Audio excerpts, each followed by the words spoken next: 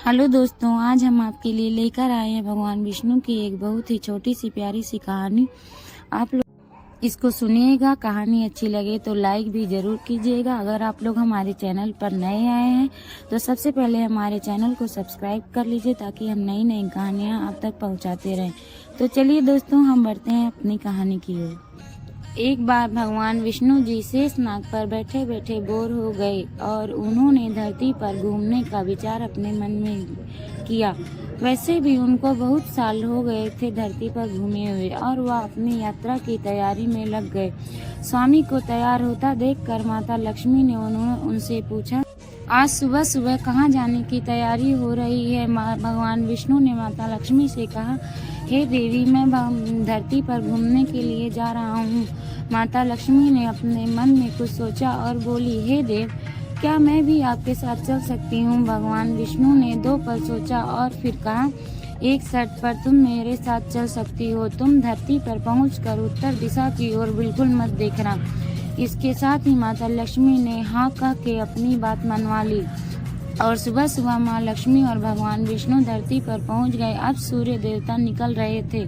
रात बरसात होकर हटी थी। उस समय चारों ओर बहुत शांति थी और धरती पर बहुत ही सुंदर सुंदर फूल दिख रहे थे और माँ लक्ष्मी मंत्रमुग्ध होकर धरती को देख रही थी और भूल गई कि पति को क्या वचन देकर आई हैं और चारों ओर देखती हुई कब उत्तर दिशा की ओर देखने लगी, यह बात उन्हें पता ही नहीं चली। उत्तर दिशा में माता लक्ष्मी को एक बहुत ही सुंदर बगीचा नजर आया और उस तरफ से भीनी भीनी खुशबू आ रही थी और माता बहुत ही सुंदर सुंदर फूल देखकर मुग्ध हो गई। यह एक फूलों का खेत था और माँ लक्ष्मी बिना सोचे समझे उस खेत में गई और एक सुंदर सा फूल तोड़ लाई। लेकिन यह क्या, जब भगवान विष्णु के पास वापस आई तो भगवान विष्णु की आंखों में आंसू थे और भगवान विष्णु ने माँ लक्ष्मी को कहा कि कभी किसी से बिना पूछे उसका कुछ भी नहीं लेना चाहिए और साथ ही वह अपना वचन भी उनको याद दिलाए। जब माँ लक्ष्मी को अपनी भूल का पता चला तो उन्होंने भगवान विष्णु से इस भूल की माफी मांगी। तो भगवान विष्णु ने कहा कि तुमने जो भूल की है उसकी सजा तो तुम्हें जरूर मिलेगी। जिस मालिक के खेत से तुम नए फूल बिना पूछे तोड़ कर लाई हो, यह एक प्रकार की चोरी ही है।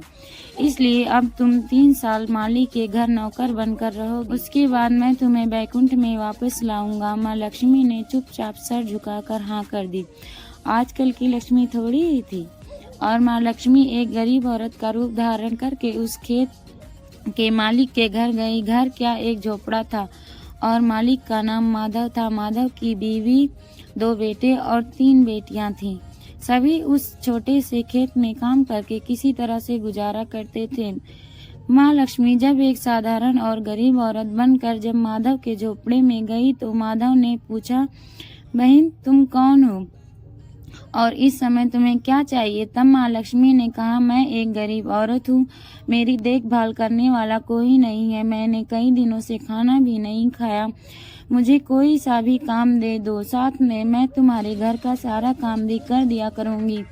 बस मुझे अपने घर में एक कोने में आसरा दे दो। माधव बहुत ही अच्छे दिल का मालिक था। उसे दया आ गई, लेकिन उसने कहा, बहन, मैं तो बहुत गरीब हूँ। मेरी कमाई से मेरे घर का खर्चा ही बहुत मुश्किल से चलता है। लेकिन अगर मेरी 3 की जगह 4 बेटियाँ होती तो भी मुझे गुजारा करना ही था। अगर तुम मेरी बेटी बनकर जैसा रूखा सूखा हम खाते हैं उसी में खुश रह सकती हो तो बेटी मेरे घर के अंदर आ जाओ। माधव ने माँ लक्ष्मी को अपने झोपड़े में शरण दे दी और माता लक्ष्मी 3 साल उस माधव के घर में नौकरानी बनकर रही। जिस दिन माँ लक्ष्मी माधव के घर आई थी उसी से दूसरे दिन ही माधव की इतनी आमदनी हुई फूलों से कि शाम को एक गाय खरीद ली।